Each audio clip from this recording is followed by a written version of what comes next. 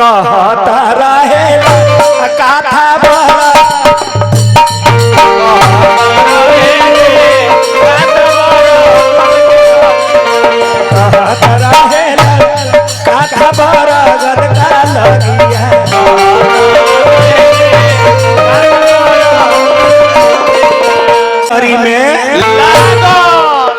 चार क्वेश्चन नहीं बने तल दिमाग में से उनका माया जौन जोड़ ले रहे होटल जैसे माया होटल में कहल किया दादा हम का कर देने हम केकरा पर सवाल कर देने हम शंका कर देने लेकिन चला सवाल बड़ी तो चल के महात्मा का जरूर दर्शन करो कि महात्मा कैसन बा जब के कथा सुनेला शंकर भगवान भी जाके सुनेले बनी तनी कब यही बहाने तो महात्मा के दर्शन तो हो जाए पहुंचल बड़े चिड़ई के राजा रह जकर नाम है गुरु काग हुसुन जी देखनी है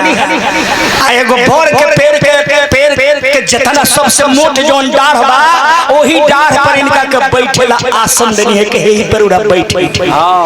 जब बैठ गइले है त कहले कि अब बताई कि का चलल बानी कहले के काग हुसुन जी भगवान नाग फांस में बैठारे नहीं है नारद भगवान का कहला से हम काट देनी है लेकिन हमरा शंका हो गल कि हमर मालिक नहीं खाए यही शंका के हम समाधान चलल बनी काग हुसुन जी कहतनी कि श्रीमद बक्रना कीनी कही प्रभुता बधिर नाही का अमृग नैनी के नैन सर को सला गए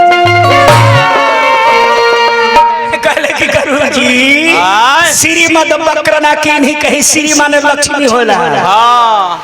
मद माने घमंड होला बकर माने टेढ़ होखेला तो श्री माने लक्ष्मी मद माने घमंड बकर माने टेढ़ सीधी मद बक्रना कीनी कही प्रभुता बधिर नाही काहू जेकरा लक्ष्मी के घमंड हो जाई जेकरा धन के घमंड हो जाई ओकर भैया रास्ता टेढ़ हो जाए जेकरा प्रभुता हो जाला बहिर हो जाला श्रीमद बक्रना कीनी कही प्रभुता बधिर नाही का प्रभुता भइला पर आदमी बहिर हो जाला अमृग नैनी के नैन सरा औरत का नजर से ना कहू बाँचल बा औरत यानी माया का नजर से ना कहू बाँचल बा ना कहू बाची ऐसे कहतर कि माया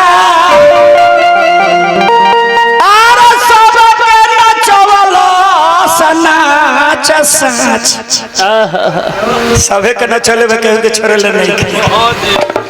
तमाया अरे सबे के न चवल सनाच साच कहतानी ए भैया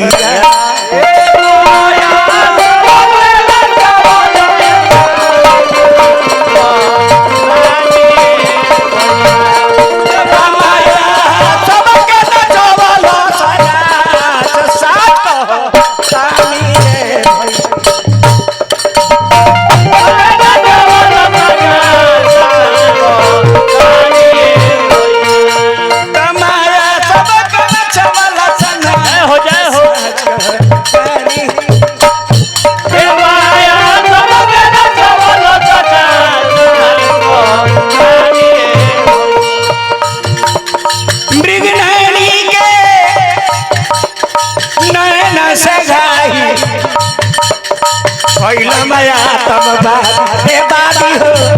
नया तम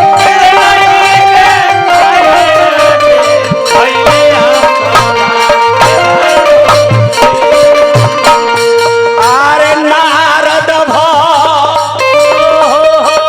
अरे बिरंची सन दादी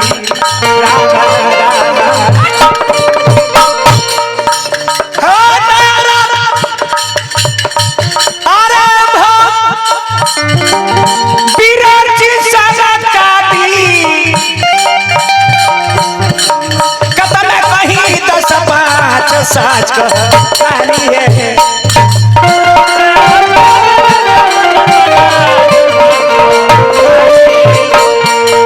माया सब कला चबले बना साच कहानी है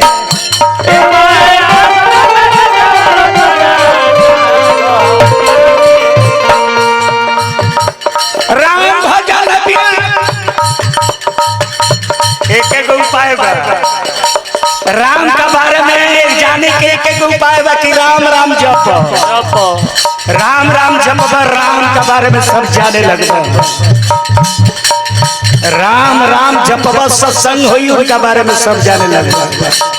राम भजन बिन छूटी न लछुम बिहनी चिचिरी खा छम बिहनी चिचिरी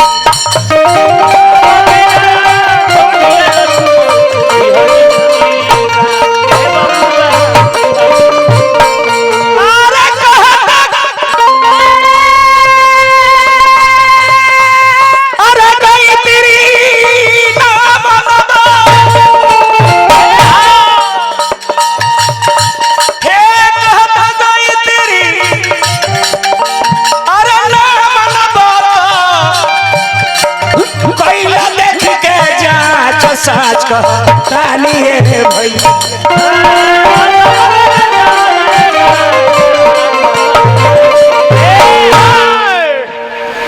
काग भूषणी जी कहनी के तरह शंका हो गई नाग फांस में बंधा गेल त तरह शंका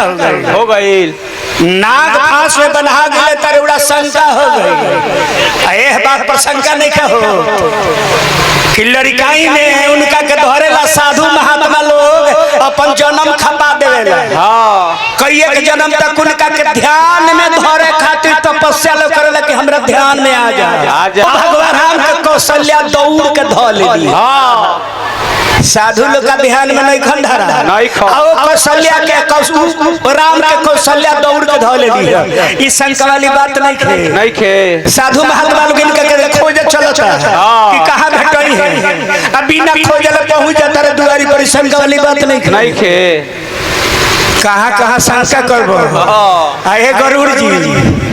जब राम के बारे में जाने आल बार और राम के एक बेर ना 27 बेर यही अखवा से वही अयोध्या में जन्म ले देखले बनी 27 बेर बाल रूप के दर्शन हम वही अयोध्या में कैले बनी काग भूषणी जी कहले कि यहाँ रहत महसुन खगईसा यहाँ रहत महसुन खगईसा बीते कल्प 7 और 7 और 20 27 वर्ष से ही जगह भगवान राम के जन्म देखले बनी हमरो शंका हो गए एक बार हमरो शंका हो गई लड़काई में उनका बाल रूप के दर्शन करे गई भगवान खात रहे झूठवा जो उनकी जात रहे झूठवा के हम खाए जाए तो हमरा के धरे के चाह आ जब धरे के चाह तो हम उड़ जाई आ जब उड़ जाई तो रोए लागस आ रोए लागस तो हम फिर भीड़ी आ जाई दानवा उठाई फिर हमरा के धरे लागस फिर हम उड़ जाई फिर रोए लागस हमरा मन में शंका हो गई कि ना हमारी मालिक ना है एगो चाउर के दाना खातिर हमरा के धरे खातिर रोवत रे हमर मालिक कैसे कर सकिले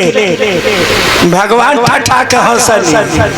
आ जब भगवान ठाठा के हंसनी तो भगवान का मुंह हम भगवान का पेटवा में चल गई आ जब भगवान का पेटवा में गईनी गरुड़ जी तो पेटवा में देखतानी कि करोड़ों ब्रह्मांड बा करोड़ों अयोध्या बा आ करोड़ों राजा दशरथ बारे बाकी सगरो राम एक गो जौन राम के हम देख के आ रही है बहरी हाँ राम सगरो एक ही बारे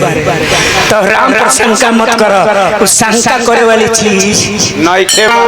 जैसे कहता रे कि ये हो उड़ागारी हमरा मोह भइले भारी हरे राम राम राम आई है धैले हमरो के बीमारी हरे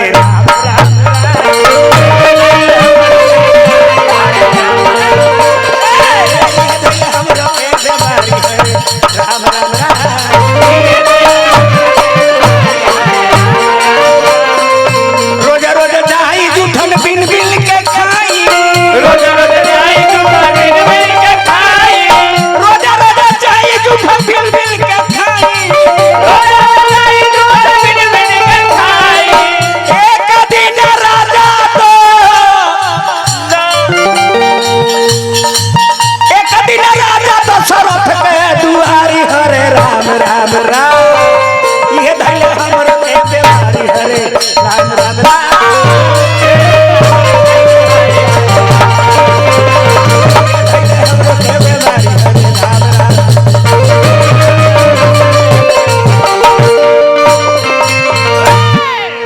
उहे धैले हमरो के बीमारी है धरे राम राम राम। फिर दोबारा जब हौसल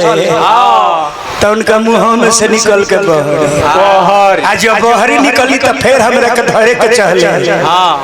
हाँ हजर के खराब है नहीं। भगवान राम कहने के है काग हुसैनी कहते है जोनी के बदल दी तारा के तो सब जोनी दे दी। काग हुसैनी कहले कि ना मालिक ना ई जोनी हमरा खातिर है से बढ़िया जोनी हमरा खातिर और का हो सकेला कि यही जोनी में राव हम 27 बार दर्शन कर चुकल बन। फिर दोसर लेके करब का अगर दे होई के बा मालिक हमरा के त अपन भक्ति दे दी एकरा सिवा हमरा मालिक और कुछ ना चाहिए।